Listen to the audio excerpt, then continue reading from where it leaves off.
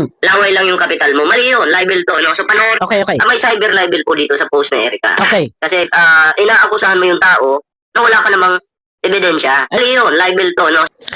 Ayan, muli nagbabalik po yung lingkod. Ayan. Mega love shoutout sa inyo lahat. Isang mainit na araw, mainit na gabi. Eto na. Muli po natin balikan itong post ni Erica o Kikay Vlogs. Ako po ay muli na magbibigay ng aking opinion. So, ako man ay nakapag-reaction na before. Pagsagot lang, ito ay pagdepensa para sa kalingap. Ano po? So, ito. Nakikita nyo sa ating screen. Ayan. Bakit po nakapag-post sa Erica ng ganito? Na sa tinagal-tagal naman na nawala na siya sa kalingap, kung ano man ang kanyang naging problema, may problema ba? Wala naman silang hinaing, wala silang daing sa pag-alis nila sa kalingap. At katunayan, nagpaalam naman na maayos, wala namang hinanakit or nasabing ganito ganyan. Subalit, na nagkaroon ng problema dito, nangausapin patungkol dito kay Beyonce, bakit ka sumali? Bakit ka nag-post ng ganito? Sa lahat ng iyong mga binigay na lahat ng iyong mga sinabi sa post na to, katunayan mo lang, kung sakali man na ano ang maging plano nila, Kuya Bal. So babasahin ko, nandyan muli sa screen dahil may napanood akong video kanina. Mamaya ipi-play po natin. Ang sabi po dito ng Kikay Vlogs, hindi kayo naawa sa mga bata. Ginagamit niyo na bigay ng sponsor at pagtatrabaho ng bata sa vlogging. Hindi kayo naawa, ginagamit niyo na yung mga bigay ng sponsor, at pagtatrabaho ng bata sa vlogging. Paano mo po mapapatunayan na yung bigay ng sponsor ay ginagamit ng kalingap? Pansarili ba? Ano bang ibig mo sabihin dito? Hindi kayo naawa sa mga bata na ginagamit nyo na bigay ng sponsor at pagtatrabaho ng mga bata sa vlogging. Anong ginagamit po? Ano pong ginagamit? Ano po yung bigay ng sponsor? Kung sakali po na magkaroon ng halimbawa, maghahabol si Kuya Bal, ang kalingap, patunayan mo yung sinasabi mong bigay ng sponsor ay ginagamit ng kalingap. Meron ka pa bang sapat na ebidensya? Kasi dito lumalabas, kung ito ay wala katotohanan, wala ka may papakita ng sapat na ebidensya, maring paninira yung ginagawa mo. Pinaghirapan ng bata, kukunin nyo pa? Ano po ang kinuha ng kalingap? Ano po yung pinaghirapan na sinasabi mo? Nasaan po? Alin po yung pinaghirapan? I-clear mo, ano po yung pinaghirapan ng bata, kukunin nyo pa? Ano po yun? Ano po pinaghirapan niya? Hindi ba't nandyan na binablog sila? Tinutulungan sila? Napabahayan sila? Nasaan po doon yung sinasabi mong pinaghirapan? Ano po ba yung bahay? Pinaghirapan ng bata, kukunin nyo pa? Ano po yung kinuha ng kalingap? Bahay? Hindi po kinuha ng kalingap ang bahay. Hindi po. Wala po kinuha ang kalingap na bahay. Para sa iyong kaalaman. Paano mo nasabi na pinaghirapan ng bata, kukunin nyo pa? Kukunin. Nasaan po ang kinuha ng kalingap? Ha? Malaki na sinasahod nyo sa YT. Mga wala kayong puso. Bakit gano'n? Ang alam nyo lang gawin ang kumita at manggamit ng tao. Bakit po gano'n? Walang puso. Bakit? Ano po ang ginawa ni Kalingap Rab? Ano po ang ginawa ni Kuya Bal? Ning, Erica, ano po ang ginawa? Para sabihin mo na walang puso. Ang alam nyo lang gawin ang kumita at manggamit ng tao. Medyo iba po yung salita mo dito. Below the belt po to. Ano po? Kaya nga ako umalis dyan dahil naamoy namin agad na ganyan pala kalakaran dyan. Medyo ang iyong salita dito, parang kasiraan or nagpaparatang ka na ginagamit or bigay ng sponsor ay kinukuha, kukunin, tapos walang alam kundi ang manggamit ng tao. Kung hahantong sa korte, maglabas ka po ng sapat na ebidensya na kinuha ng kalingap ang pinaghirapan ng bata. Ano po yung pinaghirapan ng bata? Labas po ang ebidensya na magpapatunay na dito nakasaad na pinaghirapan ng bata ay kinuha. Maglabas ka po ng sapat na pruweba. Ano po? At yung salitang ginagamit. Maglabas ka po. Kaya nga ako umalis dyan dahil amoy na namin agad na ganyan pala ang kalakaran. Kaya daw umalis. Bakit? Ano po ba? Ano po ang ginawa sa iyo? Hindi ba kayo rin naman po ay pumayag na magpa-vlog. Di ba? Ang katotohanan. Ano po ang totoo? Umalis kayo dahil iyon yung talaga ang naamoy ninyo. Nakita nyo, nalaman nyo, napag-alaman nyo na ganun yung kalakaran dyan, ilalabti, pero sa kanila, ang kita, umaapaw na pera nyo. Iyan ba talaga ang dahilan? Tanong ko lang. Nagtatanong lang din po ako kung bakit po after nyo umalis sa Kalingap, ilang buwan ang lumipas ay nagkabahay kayo. At yung sponsor na si John A ay biglang nawala. Nagtatanong lang po ako. Hindi ba kaya i-analyze namin po yung ang aking sinasabi. Hindi ba kaya kayo umalis ay baka ang sponsor ay rumekta na sa inyo? Dahil after nyo magpaalam sa Kalingap, ang sponsor na si John A, ang pera ay binawi kay Kalingap Rob. And then, namalay, after ilang buwan, meron na kayong bahay na bagong gawa. Iyon ba talaga ang dahilan na kaya kayo umalis dahil naaamoy nyo na? Ha? Naamoy nyo na, ganyan pala ang kalakaran. Diyan at ilalabdi pero sa kanila ang kita, umaapaw na ang pera nyo. Bakit po pati yung kita, natural, normal, may kita sa isang YouTube channel kung ito ay monetize, natural. Pero, yung kikitain po doon, ipagpapabahay. Kagaya po sa iyo, naka-line up na po yung pabahay, pero hindi po kayo nagpaghintay. Bigla ka pong nawala, nagpaalam, na sabi mo ay nagpo-focus ka sa pag-aaral. Gayon pala, meron kayong mga ganitong mga, bakit hindi po kayo nagsalita na kung kailan sumasabay ka po, kung kailan merong mga problema sa ibang angel, sumasabay ka. Ano po? Medyo below the belt na po dito. Nandito yung pagbibintang na kinukuha at ginagamit doon ayan pa.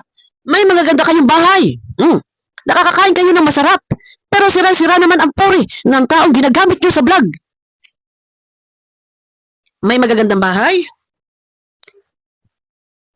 Nakakakain ng masarap. Pero sira-sira naman ang puri ng mga taong ginagamit nyo sa vlog. Huwag mo sabihin na ito ay kasalanan. Huwag mo sabihin na para bang ito ay pinagbibintangan mo or itinatapak mo ang sisi sa Kalingap kung bakit nababas dahil kasalanan ng Kalingap. Dito pa lang eh. Sirang-sira naman ang puri ng taong ginagamit nyo sa vlog nyo. Dito, para bang pinalalabas mo na may kasalanan ay Kalingap, sirang-sira ang puri dahil ayun nga ginagamit sa vlog. So kasalanan ng Kalingap. Bakit nasira ang puri? Alin puri ang nasira? Alin puri? Ginagamit nyo sa vlog nyo. Ibig sabihin, sa salita mong ito, nasira ang puri dahil sa vlog, sa pagbablog. Teka muna, i-clear mo, malilinawin mo, ha? Ayan, sirang-sira naman ang puri ng taong ginagamit nyo sa vlog nyo. So, nasira ang puri ng isang beneficiary dahil sa pag-vlog. Ano connection? Ang ganda naman po na lumalabas ng mga video. Katunayan, good vibes. Sa totoo lang, bakit po nasabi mo itong sirang-sira yung puri ng mga taong ginagamit nyo sa vlog? Maglabas ka po ng ebidensya, resibo, pagpapatunay, o sapat na pruweba na mayroong vlog na doon nasira yung puri. Kasi kung sa korte, hahanapan ka po. Hahanapan ka. Di ba? Kung may FCN file sa US, may Kalingap file sa DAIT. Minor pa lang yung bata na ilab team nyo. Wala man lang kayo ginagawang action. Medyo iba yung mga sinasabi mo dito. Wala man lang kayong ginagawang action nung dinala siya sa dilim. Grabe! Nasisigmura nyo mga ganyan. Nagkaayos na po. Ning, Erica, nagkaayos na. Walang ginagawang action? Ano bang action ang gusto mo? Agad kasuhak? Agad kaso? Yan naman ay naayos na nagkamaya na both side. Nagkahingian na ng pasensya. Nagkamaya na ayos na, ano bang action pa? Ako hindi ko kinukonsente. Yung ginawa na Edo, kung totoo man ano man ang nangyari sa ginawa na Edo, hindi ko tinotolerate. Sabi ko nga, sa vlog ko kung may ginawa na ito ay paglabag sa batas, dalhin sa legal process. Ako nga ay nagtataka. Dahil yung sigaw niya, red sale. Hindi lang isang beses, hindi lang dalawa, hindi lang tatlo, hindi lang 4 na beses nangyari. Na dinala sa liblib na lugar. Kung hindi lang 4 na beses nangyari, unang beses pa lang nangyari, dapat doon hindi ka na nagtiwala, hindi ka na sumasama. Bakit na pangalawa, na pangatluhan at na pang-apatan? Ayun ang tanong.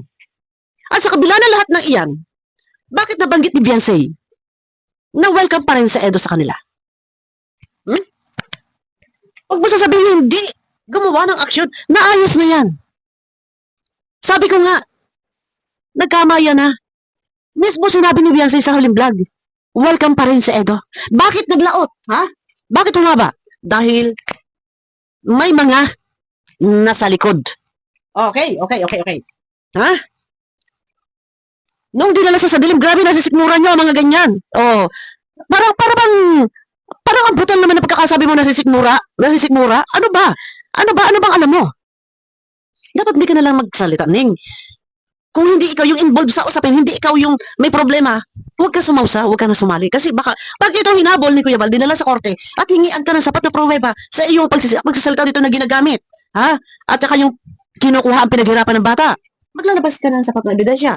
Pagka ganito, buti na lang nakalis ako ng maaga. Di ako nagpalin lang sa mga matatamis yung salita, mga manggagamit. Oh, yan.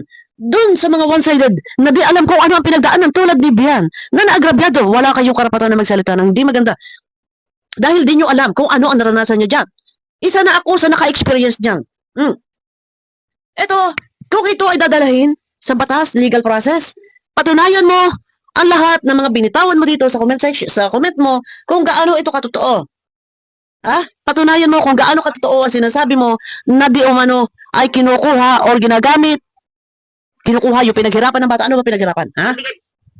Ngayon, may napanood ako. Ito, supportahan po natin, guys. Ito, may napanood ako dito. Ito, siguro naman napanood nyo na ba to? Kay Boss Ballpoint Man? Yung kanyang opinion patungkol dito sa comment ni Erica. Okay, sagutan ko ha, kay Boss Ballpoint Man, mawalang galang, pahiram po ng konting video clip. Ibabangga ko lang po. Ibabangga ko lang ito. Magbigay po tayo ng counter reaction po dito sa video po ni Val Santos Matubang. Okay. Kasi, di umano, tukoy niya na daw po kung sino yung Nasa likod. nasa likod po, no? Ng, Okay. Pagpapatulfo Kay Boss Ballpoint Man, ayan. Guys, supportahan niyo po, Boss Ballpoint Man, ayan. ni Biancy, no? Okay. Kumbaga, ang kawawa po talaga dito si Biancy kasi nagpapagamit siya para sa ganun. Oh, yun. So, kawawa talaga dito si Beyonce dahil nagpapagamit siya dahil sa ganon. So, sa pera. Kanino nagpapagamit? Ito, wait ha. Diba? O sponsor nga eh. Malamang, pag sponsor ka, magbibigay ka. Diba? So, ibig sabihin sa sponsor nagpapagamit. So, yung pag... wait. So si Biancy nagpapagamit po. Nakikinig sa mga basurang matanda na nasa likod niya. Ayun! Nakikinig sa mga nasa likod niya. So, sino itong mga nasa likod? Mga sponsor. O, sino pa? Wait lang muna. Panoorin muna natin. Yan ako, wala naman po akong kinakampihan dito. Ano lang po ito? Neutral. Reaction video lang. Okay po. Oo, diba? Okay sana kung sarili mong desisyon. Okay? Diba? Kasi nangyari sa'yo eh. Tama. Ikaw mismo yung, kung feeling mo, ikaw mismo yung, biktima. kumbaga, Nagrabyado. Ikaw yung mag-push. Correct. Ikaw ang mismo magdidesisyon. Kung meron na magsusulsul sa'yo, or magchuchucho sa'yo, mag-hodyok sa'yo, nasa kanila pa rin ang huling desisyon. Nasabi ko yun sa vlog ko kanina, kahit ka kung may mga tao nasa likod dyan, na ika nga ay nagmamanipula, pero ang huling desisyon niya, nasa kanya, nasa pamilya pa rin, nasa dalaga pa rin. Tama. Na magreklamo. Hindi yung mga susulsulan ka ng iba. Kaya, nung nasulsulan ka, saka ka palang gagalaw kasi may sulsul. Ay, yun ang mahirap. Gumalaw dahil may nasa likod. May nakaback up. Pero, yun nga, may nagsulsol. Pero dapat, sila mismo. Ang mahirap nga nito, may nasa likod. Gagalaw ba? Sila. Ang katotohanan, ayaw talaga cyber, ayaw magkaso. Yan ang totoo. Balikan po natin yung video ha. Na sila mismo, kasama si Dr. Lab at si Red Saint, pumunta na sila. Katunayan, pumunta na cybercrime. Pinipilit yung bata, ayaw lang yung bata ni itong dalaga. Nagpunta na sa cybercrime. Ayaw!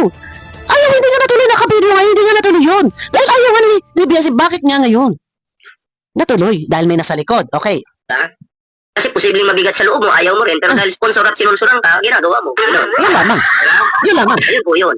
No, so ngayon, dito din sa video ito, damay din po si Erica. Ayun! Ito, dito tayo kay Erica. Ito. Dito sa post ni Erica mga pre, which is ito po yung reaction natin kagabi. Okay. May cyber libel po dito sa post ni Erica. Ayun! Kasi Sabi ko nga eh. inaakusahan mo yung tao na wala ka namang ebidensya. Ayun! Yan ang sinasabi ko. Na pwede silang ditong mabutasan. Kapag kayo ay hinanapan, paano nyo mapapatunayan na ng gamit o kinukuha lahat ang pinagharapan ng bata, wala pong kinuha ang Kalingap. May post po si Kuya Bal na hindi niya po yan kukunin. Wala po sinabi kukunin. Joke lang po yun nasabi ay Gagawin lang din, pa-joke lang po yon. Hindi, eto yung mga iba, hindi kayo sanay. Huwag niya seryosohin at huwag niyo gawin butas yan kay Kuya Bal. Katunayan, sinasabi nga po ni Kuya Bal, hindi niya yan kukunin, kay Beyonce yan. Yung bahay na iyan. Hindi niya yan kukunin. Pero bakit? At dito, ang sinasabi ni Erica, kinukuha daw yung pinaghirapan ng bata. Wala po. Wala po yung kinukuha. Maglabas ka ng sapat na ebidensya. Ito yun. Oh, wait. Diba? Mm. Laway lang yung kapital mo. Mali yun, libel to, no? So, panoorin, Okay. may cyber libel po dito sa post ni Erica. Okay. Kasi, inaakusahan mo yung tao na wala ka namang ebidensya. Ayun. Diba? Laway lang yung kapital mo. Mali yun, libel to, no? So, panoorin po natin ang video ito, no? Okay. Babasahin po ni Bal Santos Matugang dito. Hindi kayo naawa sa mga bata ginagamit niyo. Hindi kayo naawa sa mga bata na ginagamit nyo. Bigay ng sponsor at pagtatrabaho ng bata sa vlogging. Yan ha. Ayun. Hindi kayo naawa sa mga bata na ginagamit nyo, bigay ng sponsor at pagtatrabaho ng bata sa vlogging. Alam mo ano yung libel doon? Cyber libel doon? Alin doon sa part na yun? Yung sinasabi na bigay ng sponsor Ayun. na ginagamit ng kalingap. Ayun. Patunayan ni Erica. Maglabas ka ng sapat na resibo pruweba ebidensya na ginamit ng kalingap yung perang bigay ng sponsor. Ginamit sa pansarili. Alam nga naman sabihin ni Erica na ginamit sa bahay. Galit nga. Siyempre galit. Alam nga naman, hindi pa pwede itutwist niya yan. Na hindi po, sinabi ko po yung na ginagamit niyo po sa mga pabahay. Oy, ano ba? Sentido ba? So, sa madaling salita, ay, teka muna. Medyo mali yun yung tinura dito ni Erica. Ano po? Wait. Okay, gets nyo yun? Okay. Ibig sabihin kinupit. Ayun na nga, tumbok mo. Abangan nyo ako guys in the next topic natin, separate video. Suportahan po, Ballpoint Man. Abangan nyo po ako guys. Pagpapatuloy po natin part 2. Ayan.